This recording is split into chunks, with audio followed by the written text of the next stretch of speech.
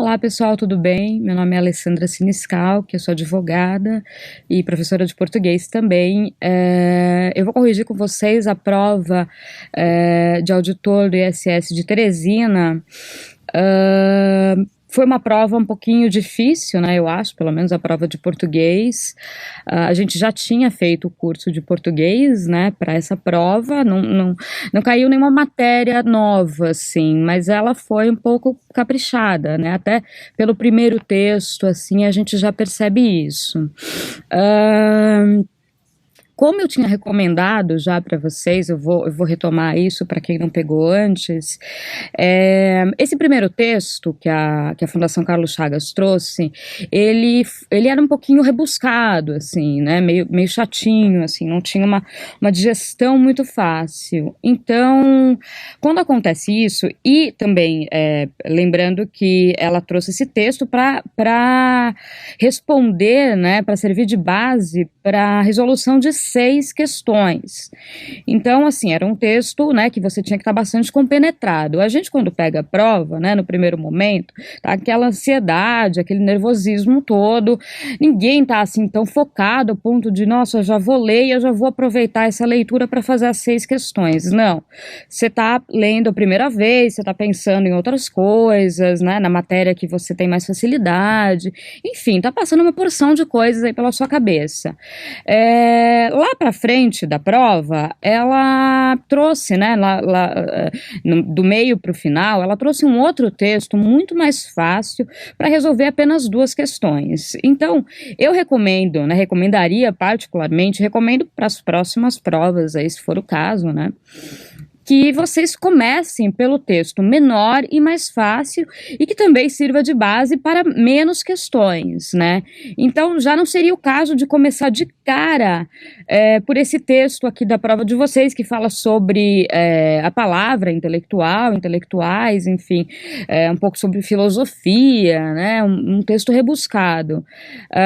Seria o caso de começar pelo outro texto, que são 3 parágrafos, é bem mais facinho, e só para resolver 2 questões, porque senão você vai ler uma vez, eu vou ler com vocês, você lê uma vez, lê a segunda, você precisa ler 3 vezes até baixar a poeira e você poder assimilar alguma coisa, não só para baixar a sua ansiedade, e também porque o grau de dificuldade do texto é mais difícil, e a banca faz isso de propósito, né, para dificultar a prova. Então vamos lá, vamos começar a ler e aí a gente vai fazendo aí a resolução das questões, ok? Primeiro texto, né, leia atentamente o texto abaixo para responder as questões de números 1 a 6. Todos lembram o ato de nascimento, se não dos próprios intelectuais, ao menos da palavra intelectual. Foi durante o caso Dreyfus, quando, após o célebre artigo de Émile Zola, em L'Aurore, Jacuzzi, janeiro de 1898, exigindo a revisão do processo de Dreyfus, oficial judeu injustamente condenado por alta traição, aparecem listas de apoio a essa iniciativa assinadas por escritores como Anatole France, Marcel Proust, André Gide, Charles Péguy, um músico, Alberic Magnat, cientistas, Jean Perrin, mas também professores, estudantes, arquitetos, advogados, médicos, etc. É Maurice Barré, antidreyfusista, que qualifica essa iniciativa por derrisão de protesto dos intelectuais. Palavra nova e que sequer pejorativa, sequer separado, né? Mas que é imediatamente retomada pelos interessados. Desde essa época e ao longo de todo o século XX, a palavra refere-se a aqueles que, exercendo uma atividade intelectual, usam seu prestígio adquirindo nessas atividades para intervir no debate público e defender valores universais, justiça e verdade em particular. Em outras palavras, um intelectual é aquele que transforma uma autoridade intelectual em autoridade política em nome de uma autoridade moral. Assim, deve haver 3 condições. Parece para que haja intelectuais. um certo tipo de sujeito social, um certo tipo de objeto ou universal e um certo espaço onde ele possa se exprimir. Primeiro parágrafo.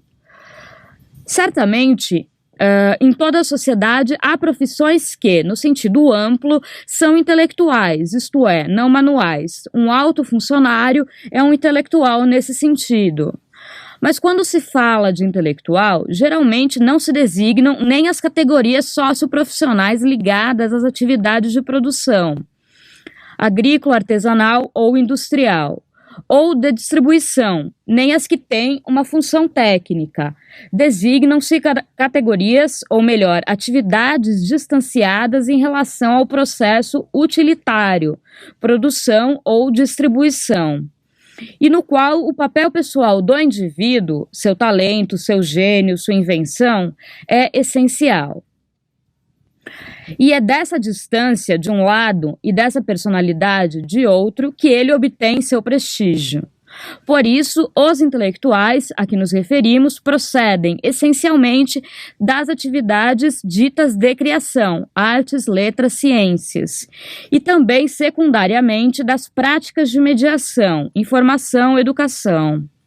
É preciso, pois, um alto grau de desenvolvimento econômico, social, cultural e de diferenciação das tarefas. Observação, a Émile Zola, escritor francês, 1840 a 1902. Por aí a gente já vê, né, um texto antigo, né, do começo do século, né, publicado num jornal também, de 13 de janeiro de 1898, em que ele acusa aí, nominalmente pessoas e instituições de processo fraudulento e erro judicial. Francis Wolff, Dilema dos Intelectuais. Embora seja, né,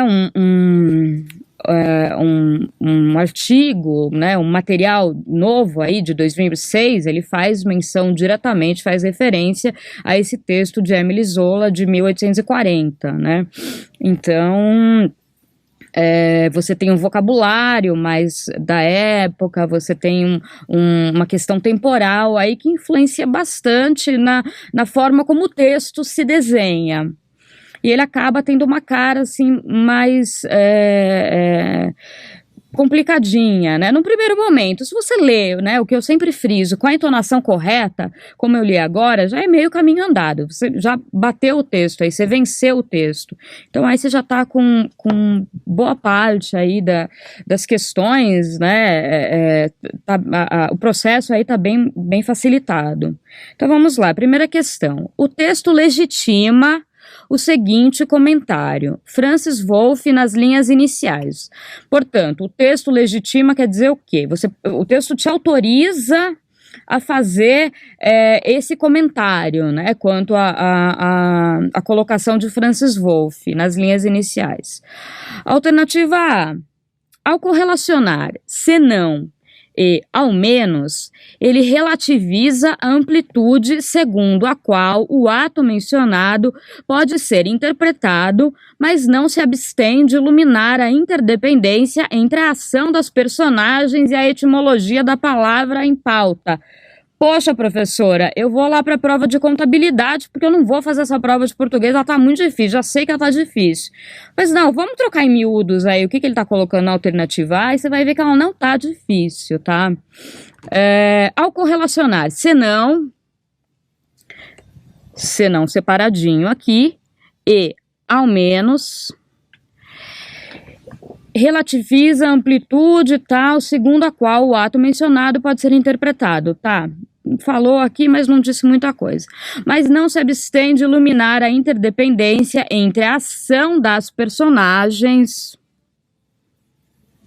e a etimologia da palavra em pauta. Etimologia da palavra, a gente tem o quê, né? O estudo da origem, né? Da onde surgiu aquela palavra. Qual é a palavra em pauta propriamente dita?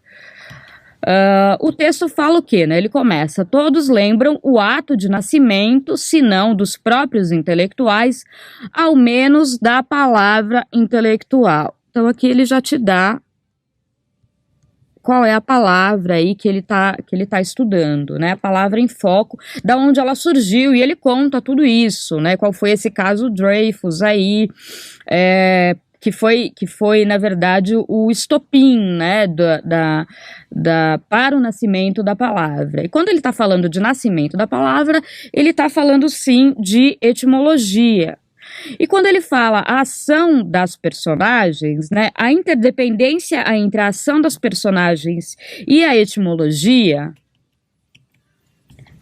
ele está falando justamente isso, né? Se não dos próprios intelectuais, o ato de nascimento, se não dos próprios intelectuais, aqui a gente tem o se não separado, né? Então, no sentido de caso não, que é diferente do se não junto, né? Obviamente, vou marcar aqui só para vocês ficarem com a correção aí certinha. Se não junto, no sentido de certo, né, salvo. Então, é o nascimento. Se não for dos próprios intelectuais, é o nascimento, pelo menos, da palavra intelectual. Então, por que seria o nascimento dos próprios intelectuais? Porque, na verdade, intelectuais, né, que são as personagens do texto, né, que propiciam o nascimento da palavra intelectual, e a própria palavra intelectual estão intimamente ligados, né? Um não existe sem o outro.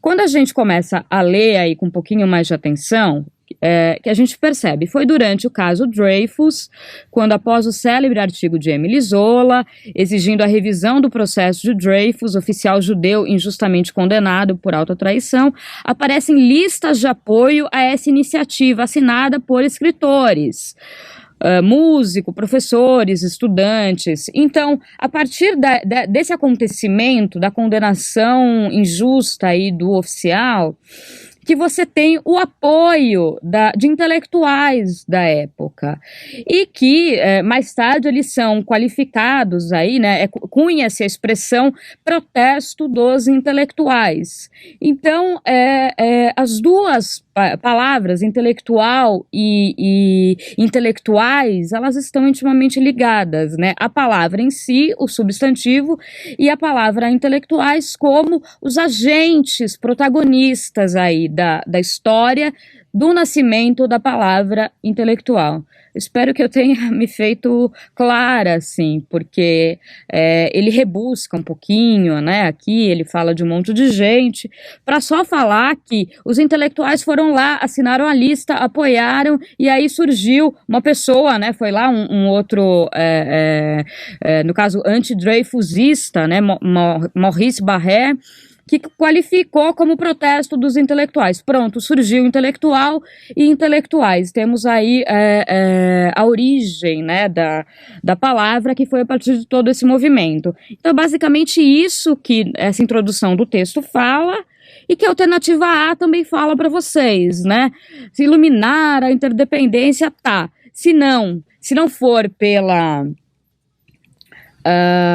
pelo nascimento dos próprios intelectuais, ao menos pelo nascimento da palavra intelectual. Então aí ele faz sim essa correlação, portanto, alternativa correta. Alternativa A.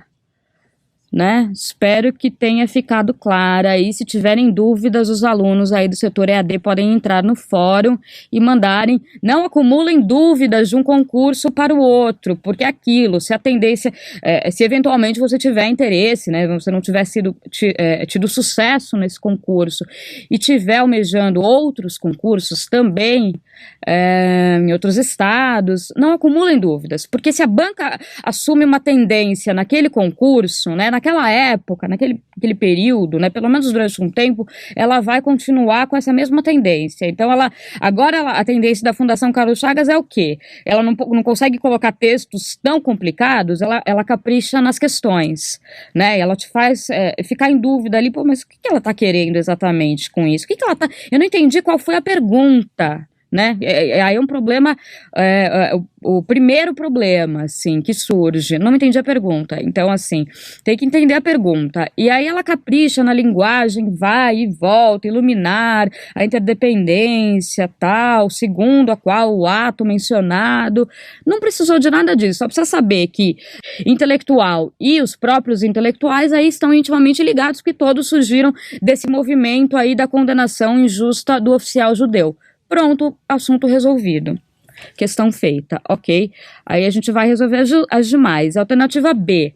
Ao usar a expressão todos lembram, reconhece o saber comum a ele e aos seus interlocutores, o que exime de detalhamento da ideia expressa na frase e justifica a ausência de alguma particularização. Se ele está explicando, começo de conversa, né, o nascimento aí da palavra, enfim, todos lembram, ele serve para aproximar, né, essa expressão aqui, ele serve para aproximar, ela serve, desculpa, para aproximar o autor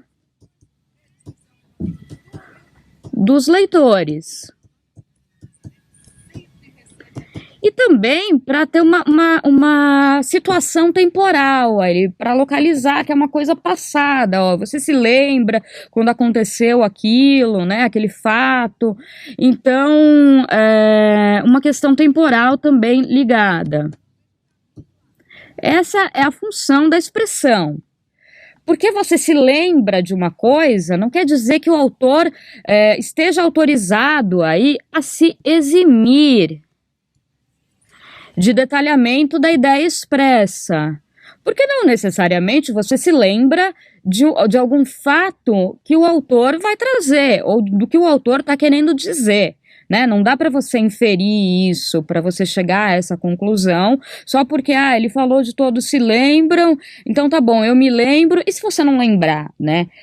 Ele colocou isso também como uma situação temporal, mas muito mais para aproximar do que para eximir. Não tem essa função de eximir detalhamento da ideia expressa na frase e justificar a ausência também de alguma particularização, né, que você lembre, então eu não preciso te explicar mais nada e não preciso falar, você se lembra de quando nasceu aí o termo intelectual ou intelectuais, ponto, então acabou o texto, ponto final, ninguém mais fala nada, errado, né? Alternativa C, ao mencionar Dreyfus, toma o oficial judeu acusado de traição como testemunho legítimo de que há consenso sobre o ato de nascimento da palavra intelectual. Em primeiro lugar, né, quando ele menciona o exemplo aqui de Dreyfus, né, oficial judeu injustamente condenado por alta traição, aparecem listas de apoio a essa iniciativa, assinadas, tal. Maurice Barré, antidreyfusista, que qualifica essa iniciativa. Qual iniciativa? As listas de apoio ao oficial judeu, por derisão de protesto dos intelectuais. Então, não é que isso funciona como um testemunho, não, ele funciona para embasar todo o movimento que surgiu depois, né? O movimento dos próprios intelectuais de se mobilizarem e formarem uma lista e assinarem esse documento em apoio aí a condenação injusta, né? Aliás, contra essa condenação injusta. Então, ele não serve como um testemunho e também não fala nada aqui sobre existir um consenso ou não, né? Ou uma discussão sobre o nascimento em si da palavra intelectual, dos intelectuais. Esse acontecimento só serviu pura e simplesmente de base para que os próprios intelectuais se mobilizassem e para que, a partir disso, fosse cunhada a expressão protesto dos intelectuais, que aí temos a palavra nova, né? Então, foi a partir de todo esse movimento que surgiu. Que ela funciona como testemunho? Não. Ela funciona como base, né? Cuidado com as palavras. Não funciona como testemunho, funciona como fundamento.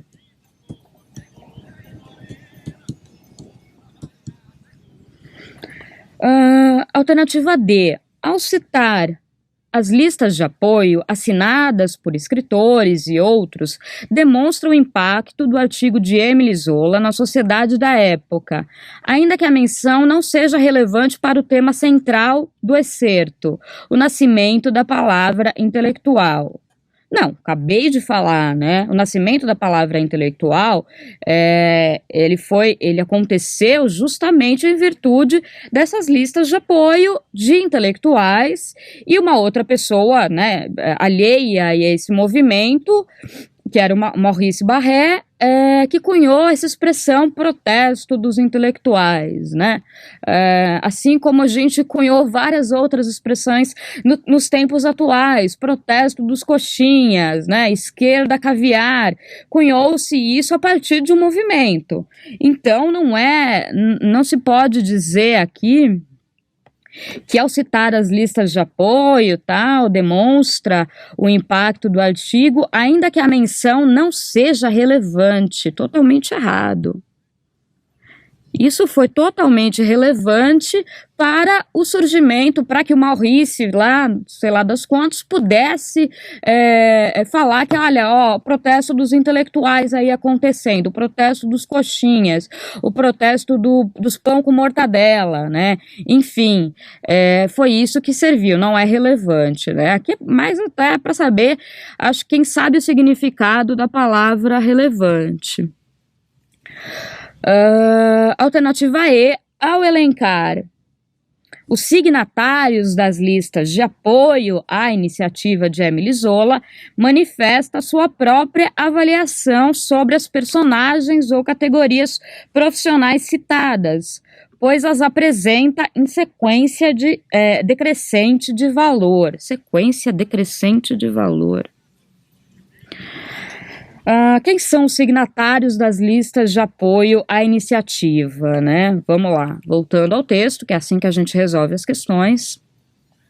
Não é porque a professora, eu não posso demorar 10 minutos para fazer uma questão. Não, às vezes em uma questão ela demanda assim mais tempo, e outra você vai fazer aí em segundos, né, em questão de segundos, então não tem problema demorar mais tempo em uma questão. Se no geral você fazendo a prova, você observa que você está demorando demais, aí você pode sim tomar alguma providência, pular aquela matéria de repente, né, parar, ir para uma outra, né, para dar uma desanuviada aí no pensamento, mas não tem problema, né, você perder mais tempo em uma ou duas questões, tal.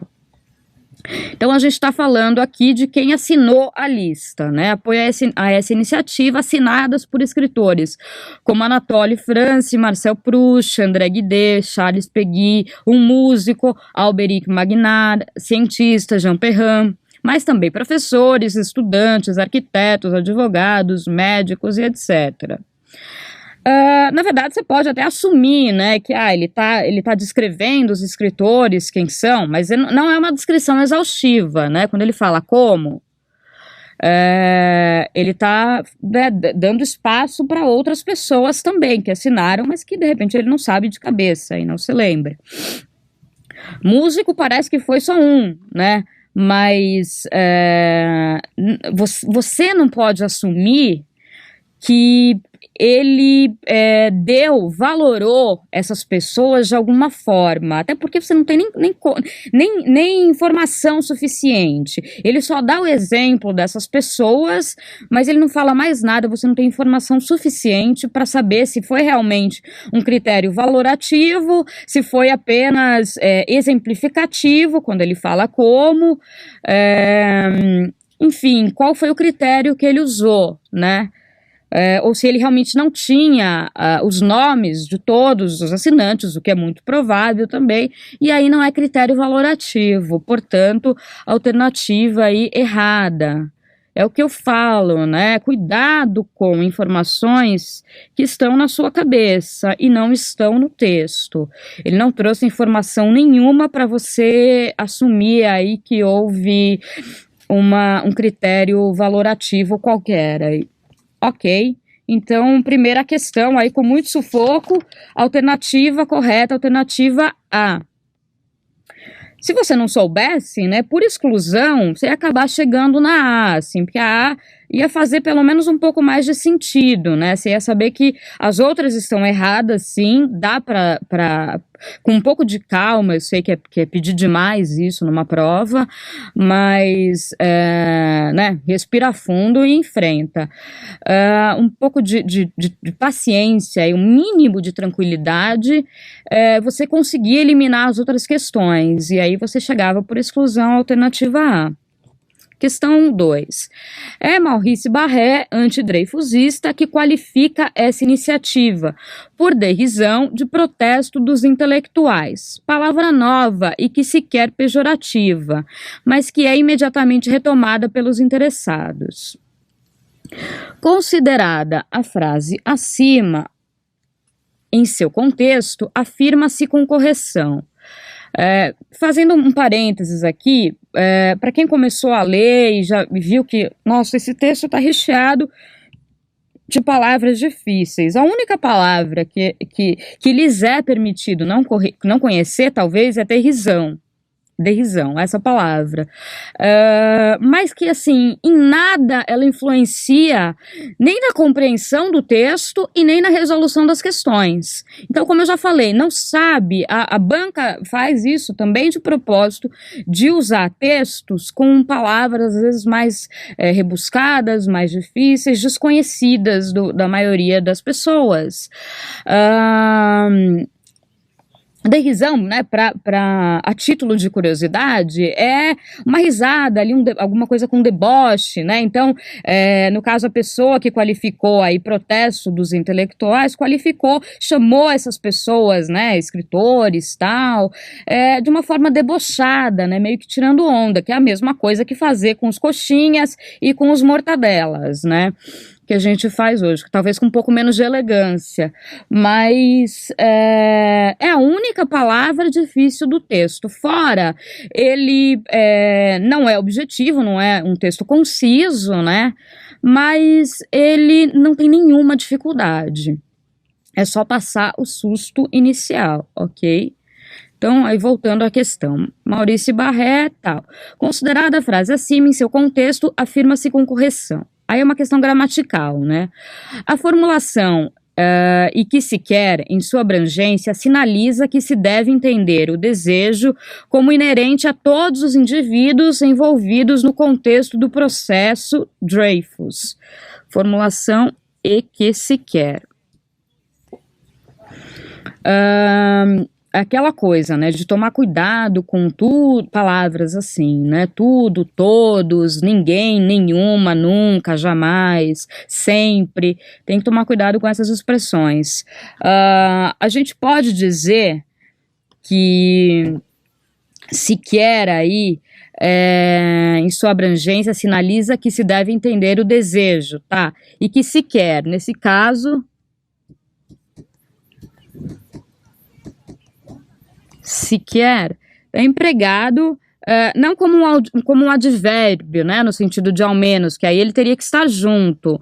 Ele está empregado como se desejar, né, o pronome ser, desculpa, uma borrachinha aqui.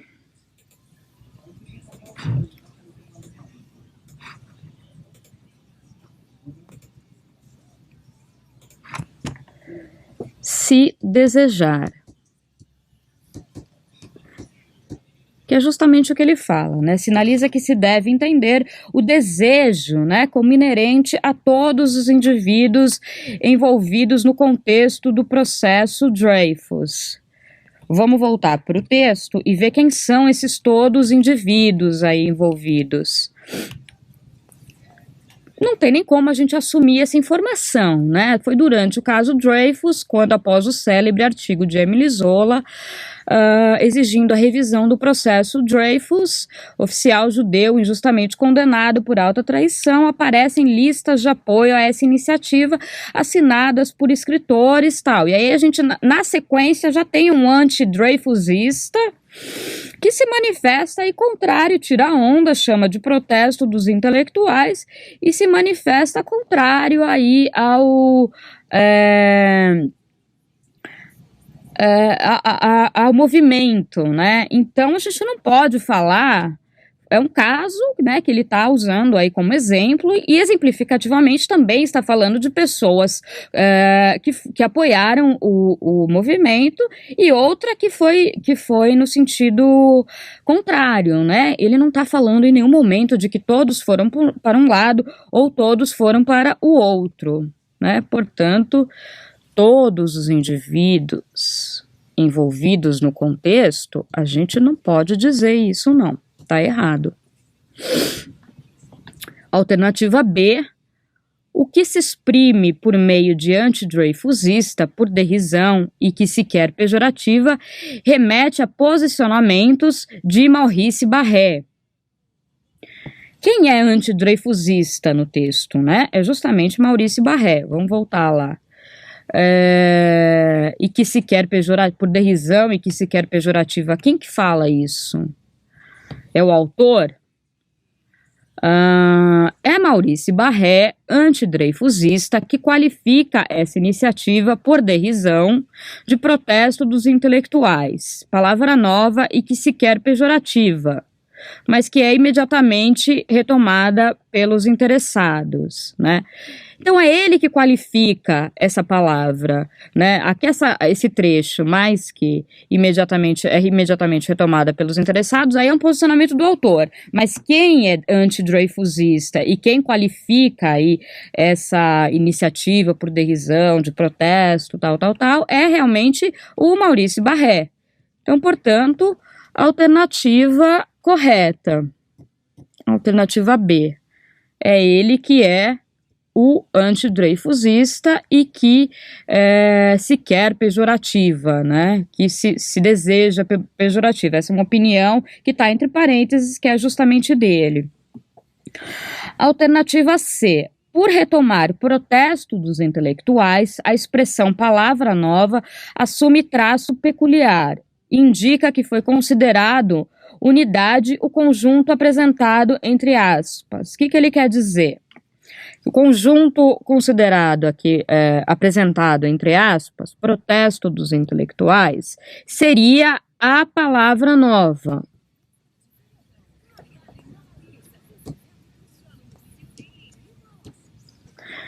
Então, na verdade, são 3 palavras, né? Protesto dos intelectuais, mas foi assumir um traço peculiar e foi tido aí como uma só palavra. Não.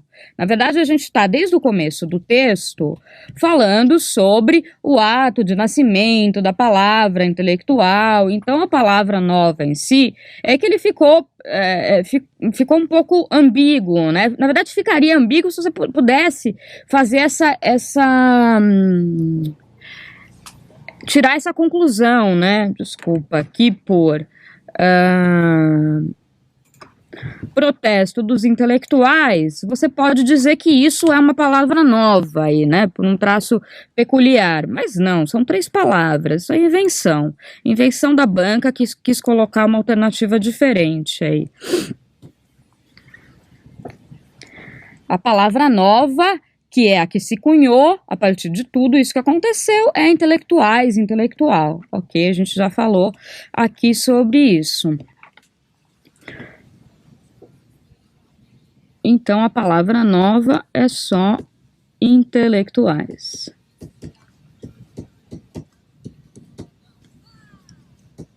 Ok, alternativa errada. E alternativa D, o sentido e a correção originais do trecho destacado estão mantidos com a formulação. É o antidreyfusista Maurice Barré que qualifica essa iniciativa por derrisão de protesto dos intelectuais. Não, na verdade a gente não tem aqui é uma questão gramatical, sim, né? Sentido e correção originais do trecho, né? Aí ele mudou a vírgula.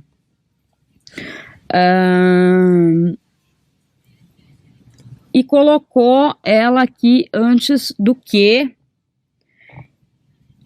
que, né, separaria aí uma oração explicativa do restante, né? Mas não foi essa a redação original, né? Se a gente mudar aqui a ordem e colocar Maurice é o anti-dreyfusista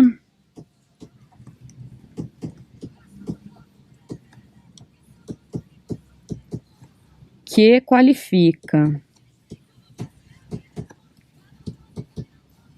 O que você tem? Você tem o é aqui como, puxar para cá, um verbo de ligação.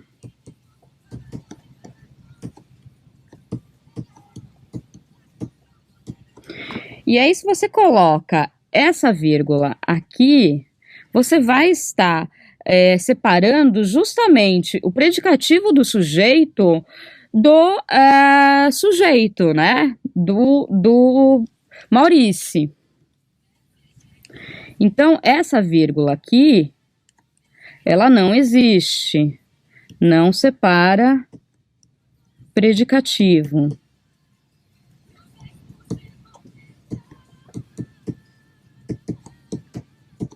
A gente não separa sujeito do verbo e nem o predicativo do sujeito, a não ser que você tenha realmente um termo, um aposto, um vocativo aí no meio que justifique, mas via de regra não, e aqui também isso não acontece. Que qualifica essa iniciativa por derrisão de protesto dos intelectuais. Poderia ter aqui, né, por derrisão de protesto dos intelectuais, mas não foi isso que ele colocou, então a questão também é errada. E a alternativa E, aqui para finalizar, dado que tem nessa específica frase mera função aditiva, o nexo oracional, mas pode ser substituído por E, sem prejuízo do sentido original. Cadê, né? Mas que é imediatamente retomada pelos interesses, pelos interessados. Então você pode colocar a conjunção e, na verdade não, né? E é uma conjunção aditiva.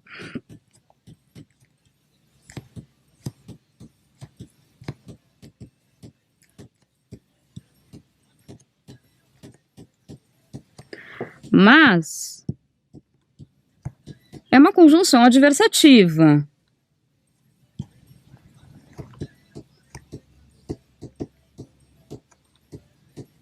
Você introduz com o mais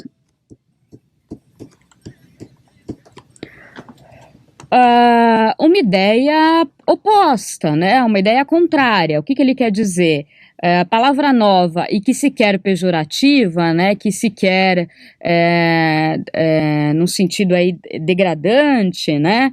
Mais degradante, mas ela foi retomada sim pelos interessados. Eles não ligaram para o fato dela ser pejorativa, dela ser degradante. A palavra foi sim retomada pelos interessados. Então esse mais tem uma função sim de introduzir ideia contrária, que embora pejorativa, a palavra, ela foi retomada pelos interessados, né? Eles não ligaram para o fato dela ser pejorativa, ok? Então também aí questão errada. Acho que vocês estão percebendo que não está assim tão difícil quanto num primeiro momento, né? Só realmente ver com calma aí, né? Tentar ter um pouquinho de calma para respirar fundo, contar até 10 ou até 5 e enfrentar. A gente vai fazer uma pausa aqui rapidinho para dar um gole de água e já já a gente volta com o restante da correção.